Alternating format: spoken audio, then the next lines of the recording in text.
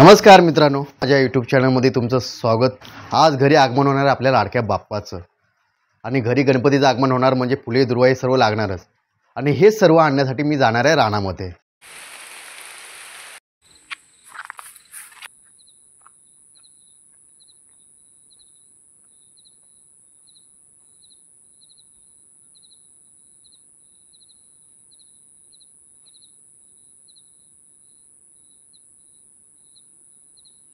हे मला पहिलं मिळालं रानमेठीचं फूल.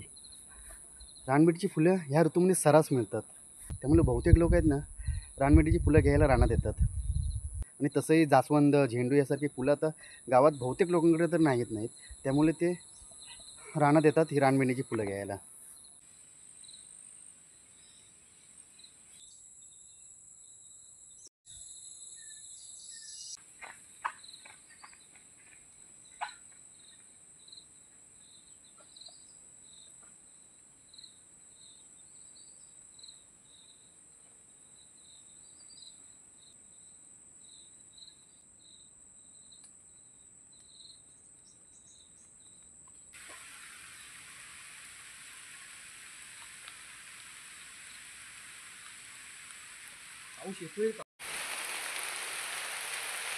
असा निसर्गाचं सौंदर्य पाहायचं असेल ना, तो कोकणात यायच लागतं.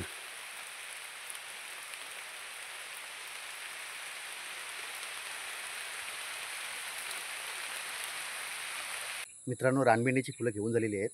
आता आपल्याला घ्यायचं आहे दुर्वा. ठिकाणी गवत भरपूर आहे, त्याच्यामध्ये दुर्वा पण लपलेला आहे. हा दुर्वा आपल्याला शोधायचा आहे.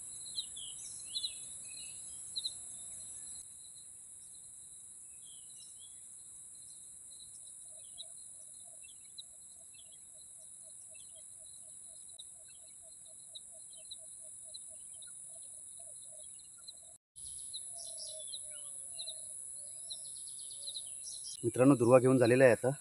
आता आपल्याला कुड्याची पानं काढायची आहेत. कुड्याचं एक झुडूप असतो, त्याची पानं प्रसादासाठी वापरली जातात, नैवेद्यासाठी पण वापरली जातात. पाऊस आल्या म्हणून झाडाखाली थांबलो आहे. आता पाऊस जाईल तेव्हा आपण पानं काढायला जाऊ.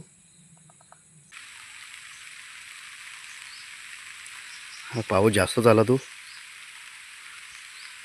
अरे जा, पावसा थोडाफार कमी हो. हां, मला एकूण 7 कुड्याची पानं घ्यायची आहेत. तर जास्तच घेतो, म्हणजे शेजाऱ्यांना पण द्यायला होतील.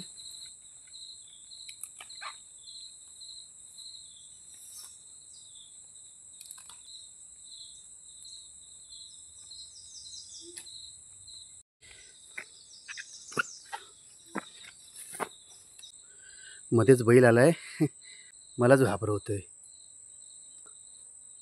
माझा रस्ता बंद केला आहे त्याने. तो जात पण नाही आणि मला पण जाऊ देत नाही आहे. आता बैल गेलेला आहे, मला तर जागा दिली नाही जायला.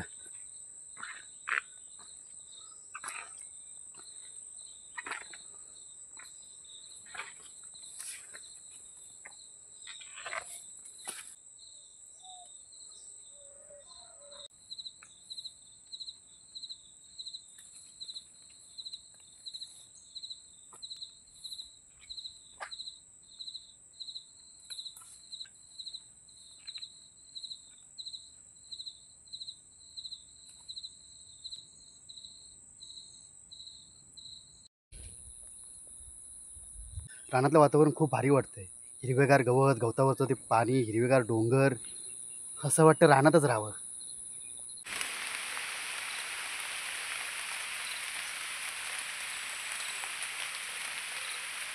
पाऊस जोरदार आला आता. फुलं पण तशी नाही आहेत.